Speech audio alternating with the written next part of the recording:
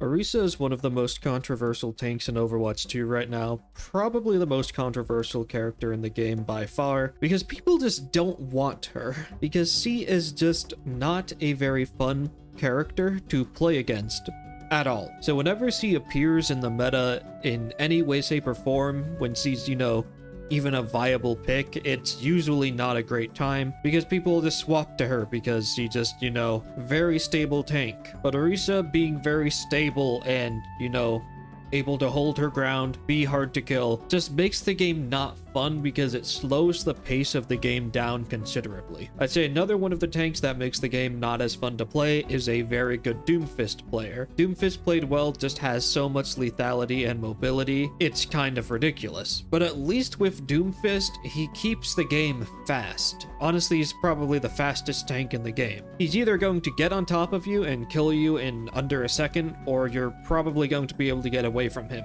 if he does not. On top of that, the fact that he doesn't have any armor, meaning he has no damage reduction naturally on any part of his health, means that it does feel like there's also potential for you to outplay and kill him as well, if he were to miss one of his abilities. Now, going back to Orisa, the biggest problem with balancing Orisa is that she kind of is balanced. She's just not fun to play against. It doesn't matter how balanced she is, if she has a playstyle that is not fun, it's going to need to change. And this is why Orisa is just a nightmare to balance. The very playstyle they tried to build for her just slows the game down and makes it not fun to play. Fortify just has absolutely no counterplay aside from, you know, Ana anti-nade, and just makes it take forever for you to kill her. And on top of that, Orisa herself just doesn't have a lot of lethality. She just has a lot of abilities that bully you and shove you around the map, but those abilities also kind of make it difficult for her to confirm a kill on a lot of targets, at least in a reasonable amount of time.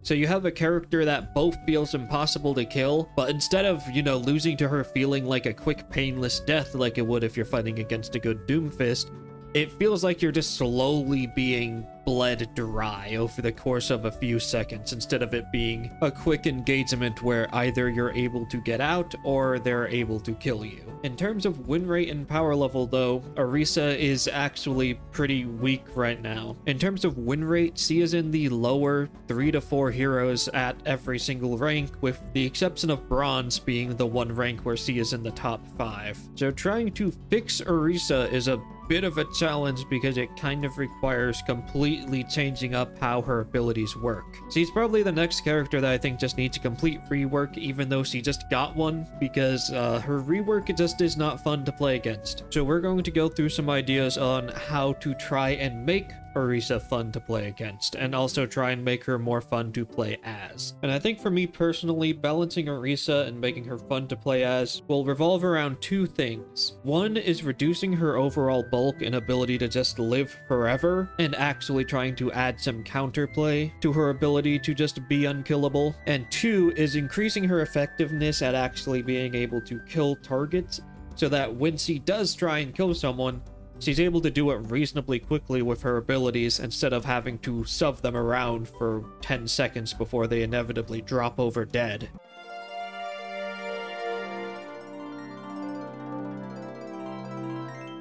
So first, to go over ways to make her Fortify much more of a fun ability to play against, I think there's two things that they could potentially do. The first is to add a weak point somewhere on Fortify where she will take critical damage if she is damaged from. This is very similar to how Bastion's turret form works right now, and it also worked the same way in Overwatch 1, where from the front you can't deal any critical hit damage to Bastion, but whenever Bastion is in turret form, there's a blue light that appears on his back, and that will actually deal critical damage to him if you hit him there. This means that flankers and characters that can take off angles and get behind the Bastion can actually damage him pretty efficiently. Again, one of the reasons why Genji is really good against Bastion, not only can he deflect damage back at the Bastion, he can also easily get behind the Bastion and actually deal damage to that critical spot. Orisa's Fortify should probably have a similar thing where there's a spot on her back that will actually deal critical damage if you hit her there,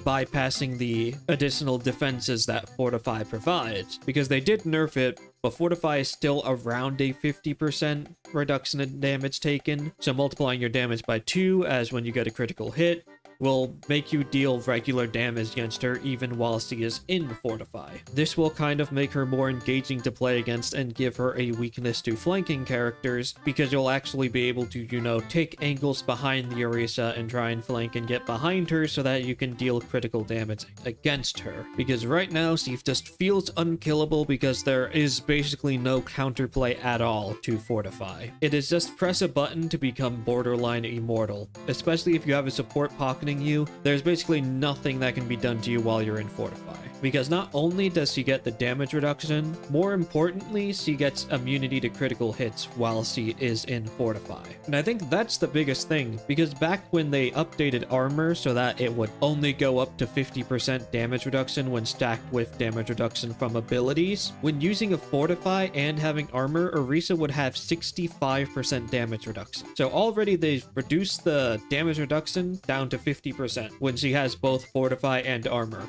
And Orisa's health pool is like 50% armor. So even with that nerf already happening, it didn't really change Orisa that much at all because she still just has a lot of damage reduction, and pocket healing is able to just keep her alive through everything. I feel like a lot of the time fighting against an Orisa, you don't even get through her armor when she has fortify up, and now with armor, fortify only gives her an extra 20% damage reduction. The real gain is that you can no longer deal critical hits to her, which just makes any thought of trying to burst her down quickly with a good set of critical hits basically impossible because she just does not have a head hitbox. And removing crit immunity while in fortify kind of just doesn't work because Blizzard has tried it twice before, and both times it basically completely killed Orisa. She was just unplayable because she kind of needs to be bulky from the front. You just need to add some kind of a weak point somewhere else, like behind her, so that you have the option of flanking her to try and deal more damage and take her down. The alternative to nerfing fortify is possibly just replacing it entirely and giving Orisa her barrier back. Because honestly, at this point, I feel like it would be a lot more fun to play against a single Orisa barrier than to play against a fortified Orisa. Because at least with a barrier, you'd have the feeling of making progress towards killing the Orisa, because the barrier has a finite amount of health, and then when you break the barrier, the Orisa is completely exposed and will take, you know, full damage because he doesn't have fortify anymore. I know they removed barriers because people didn't like them in Overwatch 1 because of the whole double barrier meta, but I feel like a lot of that wasn't necessarily against barriers. It was against a feeling that you're not making any progress towards getting a kill. Double barrier was a problem because you had two characters that could very effectively cycle their abilities to the point where they almost always had either a barrier or some kind of complete damage mitigation ability up at all times. With only one tank in the game, I do think you could give Orisa her barrier back and it would be a lot more fun to play against. And Orisa having a barrier would still keep up her playstyle as being this kind of very aggressive tank that wants to use Javelin Spin to go in and then set up somewhere and kind of hold that position. So those are my thoughts on making Orisa much more killable. Moving on to making her more threatening.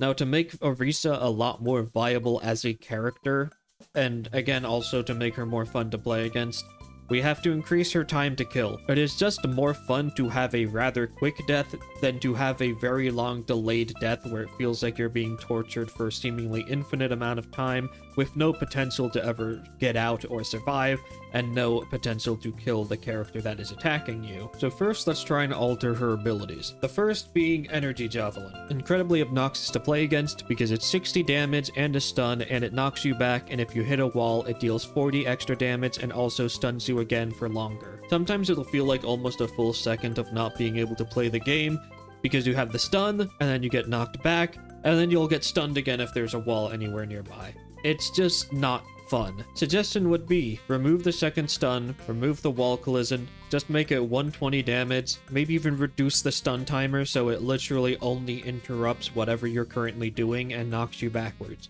Like make it a 0.1 second stun, 120 damage, and knockback. You could increase the cooldown maybe by a second or two because these are also abilities that are annoying, stun you, knock you around, and are also on very low cooldown, so she's able to just throw them out very quickly. Literally just make it more lethal, make the stun just an interruption, and knock you back slightly. I think if you do that, would be more fun to play against, more fun to play as, because it feels like it'll actually do something if you don't hit someone into a wall. We'll just make her stronger and offset the nerfs to fortify. Now for the much more annoying one, we have Javelin Spin. Javelin Spin I think is awful for more than a few reasons. If you get stuck in it, that is almost 2 seconds of being completely unable to move your character. She can just juggle you halfway across the map. And again, the ability does very low damage. The first hit of it deals 20, but then every hit after that just keeps you stuck in place only deals 5 damage. It is the very definition of being slowly